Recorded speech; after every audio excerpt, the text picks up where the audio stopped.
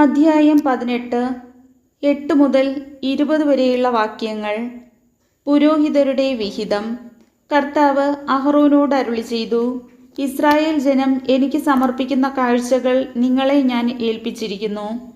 അവ നിനക്കും നിന്റെ പുത്രന്മാർക്കും എന്നേക്കുമുള്ള ഓഹരിയായിരിക്കും.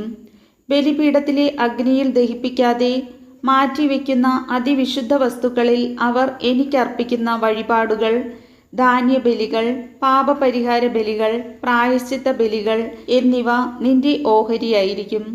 ഇവ നീയും പുത്രന്മാരും അതിവിശുദ്ധമായി കരുതണം. വിശുദ്ധമായ ഒരു സ്ഥലത്ത് വെച്ച് അത് ഭക്ഷിക്കണം. പുരുഷന്മാർക്കെല്ലാം അതിൽ നിന്ന് ഭക്ഷിക്കാം. അത് വിശുദ്ധമാണ്. ഇസ്രായേൽ ജനം നൽകുന്ന സകല നേർച്ച കാഴ്ചകളും അവരുടെ നീരാജനങ്ങളും നിന്റേതായിരിക്കും. ഇവ നിനക്കും പുത്രന്മാർക്കും പുത്രിമാർക്കും ശാശ്വത അവകാശമായി ഞാൻ തന്നിരിക്കുന്നു. നിന്റെ കുടുംബത്തിൽ ശുദ്ധിയുള്ളവർക്കെല്ലാം അതിൽ നിന്ന് ഭക്ഷിക്കാം. ഇസ്രായേലിയർ ആദ്യഫലമായി കർത്താവിന് സമർപ്പിക്കുന്ന ഏറ്റവും വിശിഷ്ടമായ എണ്ണയും വീഞ്ഞും ധാന്യവും ഞാൻ നിനക്ക് നൽകുന്നു. അവർ കർത്താവിന് കൊണ്ടുവരുന്ന തങ്ങളുടെ ദേശത്തെ ആദ്യം പാകമാകുന്ന ഫലങ്ങൾ നിനക്കുള്ളതായിരിക്കും. നിന്റെ കുടുംബത്തിൽ ശുദ്ധിയുള്ളവർക്കെല്ലാം അതിൽ നിന്ന് ഭക്ഷിക്കാം.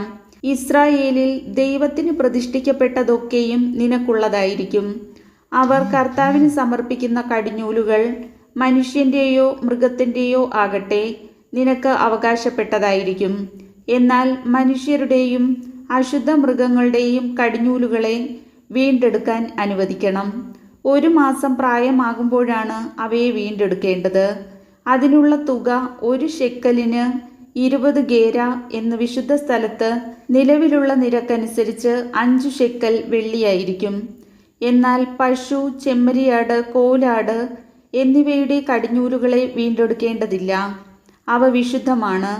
അവയുടെ രക്തം ബലിപീഠത്തിന്മേൽ തളിക്കുകയും കൊഴുപ്പ് കർത്താവിന് സുഗന്ധവാഹിയായ ദഹനബലിയായി അർപ്പിക്കുകയും വേണം.